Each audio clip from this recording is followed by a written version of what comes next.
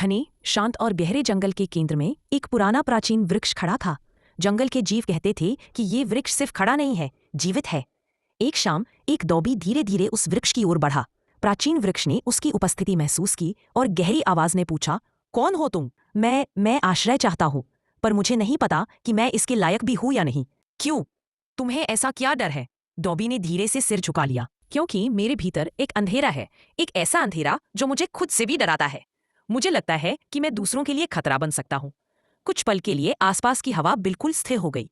फिर प्राचीन वृक्ष शांत ठहरी हुई आवाज में बोला, हर हृदय में अंधेरा होता है, पर अंतर यह है कि कौन उसे छिपाता है और कौन उसे बदलने की कोशिश करता है।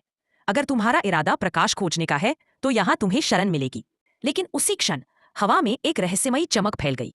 धुंध सुनहरी रोशनी में बदलने लगी। डॉबी का छोटा सा शरीर एक तेज प्रकाश में झिलमिलाने लगा। उसके लंबे कान पंखों में बदल गए, फतेह कपड़े दिव्य वस्त्रों में बदल गए और कुछ ही पलों में डॉबी का रूप गायब हो गया। वह अब एक स्वर्गिक परी के रूप में खड़ा था, चमकदार, उज्ज्वल और अलौकिक। प्राचीन वृक्ष शांत मुस्कान के साथ बोला, तो यह था तुम्हारा असली रूप? परी ने सिर झुकाया। हाँ, मैं कभी डॉबी थी ही नहीं। मैं स्वर्ग से आई परी हूं, तुम्हारी दया और सत्यता की परीक्षा लेने, यह जानने कि क्या सदियों की उम्र के बाद भी तुम्हारा हृदय उतना ही पवित्र है। वृक्ष हल्की चमक से जगमगा उठा। और तुम्हारा निर्णय? परी ने मुस्कुराते हुए कहा, तुमने परीक्षा पास कर ली। स्वर्ग तुम्हें एक और युग की शक्ति देगा। तुम्हारी रोशनी अभी दुनिया को चाहिए। और फिर वह परी सुनहरी धूल में बदलकर आकाश में विलीन हो गई।